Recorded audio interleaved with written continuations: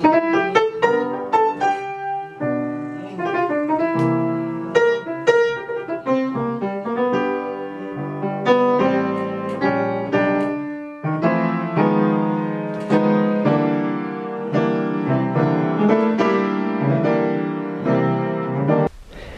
Over Wings is an all-volunteer nonprofit wildlife rehabilitation organization and education center, and we are funded exclusively by donations and some grants.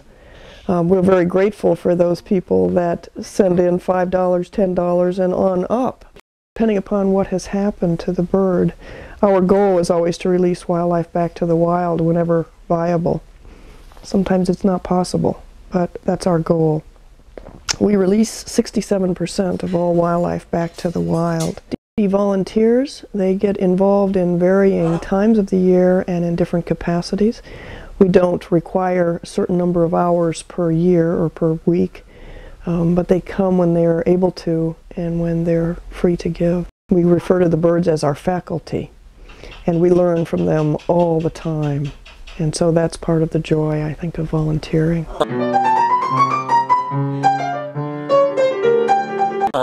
When we receive a bird from the wild that is not able to be released back into the wild, we might find that bird a candidate for our education program. The bird's going to be a part of our education program. It's important that they become used to people.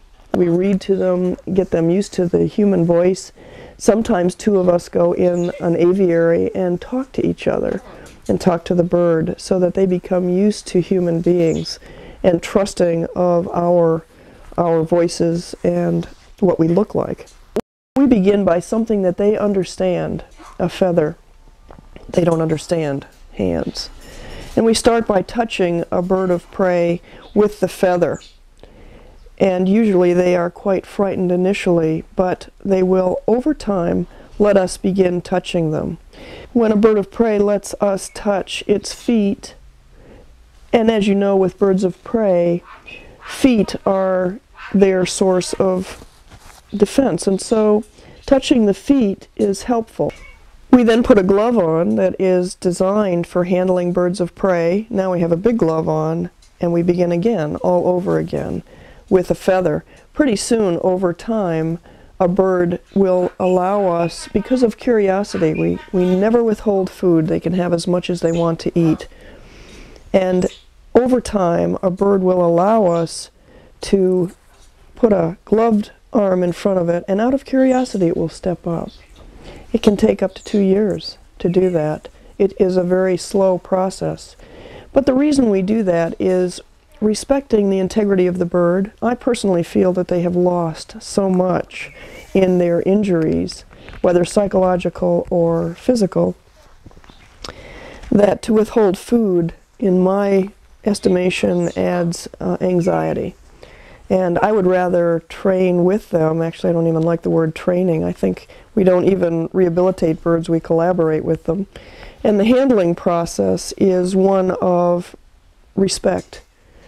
We know, for example, that when an eagle steps up, an eagle could do a great deal of damage to us as a handler, and yet there is an unwritten contract that allows the closeness of an eagle and a person, and a curiosity that will then allow us to go out into the public with this bird and even have the eagle enjoy it. And that's the goal, to have the audience read in that bird's eyes that in spite of loss, that bird has a new life, a new mission, and can find its life very rewarding because of people, even though that might be the reason that that bird has lost its freedom. Very good. Oh, very nice. Wow. Wow. The education program is special to my heart because it is a way for adults and children to become personally connected with wildlife. We get an opportunity, for example, to walk into a room with a great horned owl. And some of us can go our entire lives without seeing a live owl. So it's a thrill, I think, to be able to see a great horned owl, such as Queen Solomon, and to learn about her attributes, her extensive ability to hear, and her eyesight, and her ability for silent flight. So it's fun and entertaining and interactive and humorous, and it is a way for people to become connected with something that we are all connected with, nature, and hopefully a sense of a higher power that brings us all together.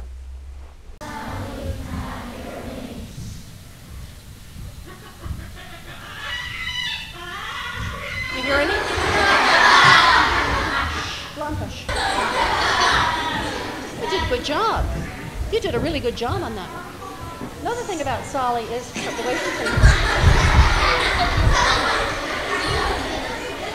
He really did a wonderful job at asking you to flap your wings. I think you've done it enough now, right? He is a bird that came to us from Nebraska. He was flown to us by 3 airlines, I think, who brought him to us. We picked him up at the airport.